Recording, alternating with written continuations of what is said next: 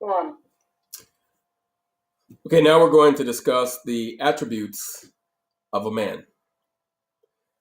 I want to keep this down to about 10 or 15 minutes, so we're not going to have time to delve deeply into everything, but I'm going to touch on a few things. Attributes of a man. We're dealing with the difference between boys and men. Now, obviously, all males that come into this world as males, they're of the male gender, are going to be boys until they become men. Men is what they mature into. Now, you might say that by default, if a male is no longer an adolescent and he has reached maturity, that at that point, that boy has become a man.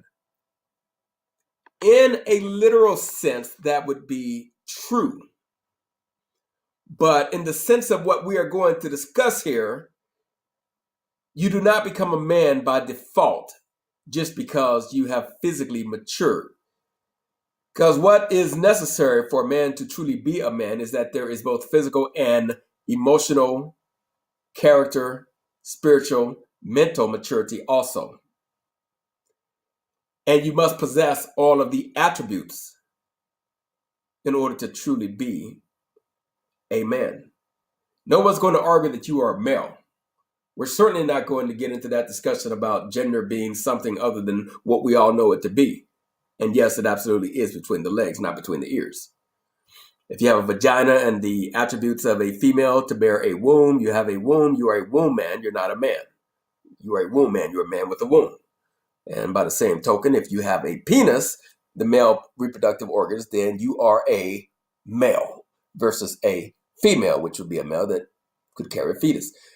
But anyway, attributes of a man. A man is what men should raise their boys to become. Men should understand as fathers that we are raising young men, little men, who ultimately will become adult men. And as a man, we want our boys to be responsible. We want them to be capable. We want them to be knowledgeable. We want them to be efficient. We want them to be productive. We want them to have the skill sets and attributes that we would expect a real man to have. And it's our job as men to raise boys that possess these attributes. It's not the mother's job. It's not a woman's job. Because if you are a man, whether you had a father in your life or not, stop and think about this for a moment. And I know that every male is going to say, if they're over a certain age, they're going to say, I'm a man. None of them will say, that, well, I'm less than a man or I'm not a man. No one's going to acknowledge that. You should, but nobody will. I get that. So I'm going to try to talk about this issue in a way that you get it without deceiving yourselves. I'll just use myself as an example. I am very much like my dad.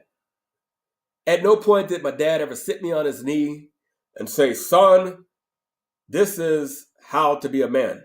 Take notes. Write these tips down. No, he never did that. Men don't do that. The primary way that boys learn to be men from their fathers, and there's a huge problem when boys learn to be men from their mothers, and that's what's happening a lot of times.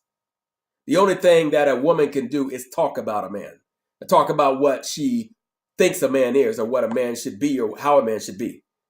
But the way that boys traditionally learn manhood is through what we call immolation, the same way that they learn to speak, whatever language they speak. Immolation, they immolate, which means they copy what they observe, what they see, what they are immersed in and around. They immolate it. We have that attribute as human beings. This is a God-given attribute to immolate behavior. Do you realize that there are children who have the physical attributes of a human being?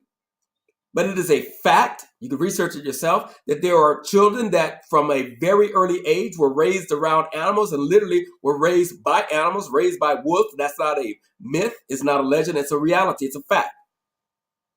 Research it for yourself. And they take on the attributes of those animals. There are children that act literally like monkeys. They don't even walk upright. They walk on their knuckles. They walk on their knuckles because they are emulating, and that's all they've ever seen and known. There are children that act like dogs because they were raised by dogs or wolves. So it is ingrained in us. Boys emulate the men that they're around, and they should have a father that emulates manhood. That's what my dad did. That's all he needed to do. He didn't have to say anything. And no other influence could override the influence of him. My sons are the same way. They don't care, whatever age they are, how you walk or talk or what you do with your parents, or if you choose to have your ass hanging out. And I focus on that because it is the most abhorrent, disgusting, and utterly ignorant thing that I've ever seen in any generation. Any generation. Just pure ignorance personified. Walking around with your pants sagging and your whole ass hanging out of your pants. Looking like a subhuman idiot. And then you got these females who don't have enough self-respect or intelligence to revile that stupidity, that nonsense, that degenerate behavior. Oh, and by the way, if you ever heard me and my dad talk about this, we sound the same way. Because I emulated a real man. And my son talks like this too. And he's young. But anyway, let's get into this. Boys to men.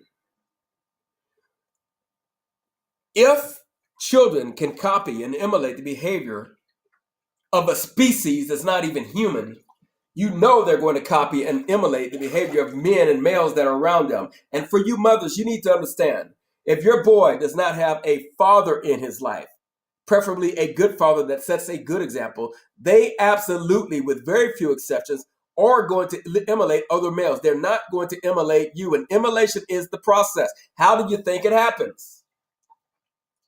It's emulation. And even if they're not raised around it, they need to at least see real men. There comes a time in a boy's life where he starts to question who and what he is. And if he's surrounded by nothing but females, if he doesn't have the correct balance of men, he may begin to take on many of the attributes of females. And a lot of boys that were raised by females, they have many of the attributes of females. A lot of men, such as myself, we understand that this whole thing about this male obsession with tennis shoes is nothing other than the very same obsession that women have typically had over shoes. Men like me, men of my generation, we never had that. That is a female attribute. I don't care if it's sneakers, if it's tennis shoes, if it's Nikes, if it's Jordans, if it's fresh J's, as you call it. It is a feminine attribute. It comes from women. This obsession over shoes. But that's not a big deal. That's not hurting anybody. You do you. Work on that sneaker collection. Get every type of tennis shoe known to man and pay $300 or $400 for it, even though they're made for about $15 in Taiwan. You go ahead and do that. That's not hurting anybody. But you as a man are supposed to think like a man. You're not supposed to think like a woman. Men are supposed to lead by example. See, if your father led by example, you are supposed to lead your sons by example. Men lead by example because men follow the example that was set before them. It's not a bad thing. It's a good thing to be a follower. It's a good thing. But you have to follow the right example. Follow the right role model. Follow the right lead. Not just, and see, if you don't know what the right leadership is, you'll follow anything. Any wind of doctrine or anything else that comes your way, you'll follow it because you don't know truth from error. You don't know better. You don't have a model to follow. And with many boys, particularly when you're raised by a woman, all they know is they don't want to be like mama. What happens is they either try too hard and they overcompensate to be different from mother, or they become very much like her. Or no matter how hard they try, they take on the feminine attributes that she had. And men, being a man is not always about your being overly assertive. Sometimes that's overcompensation. That is the polar opposite of the way you should be.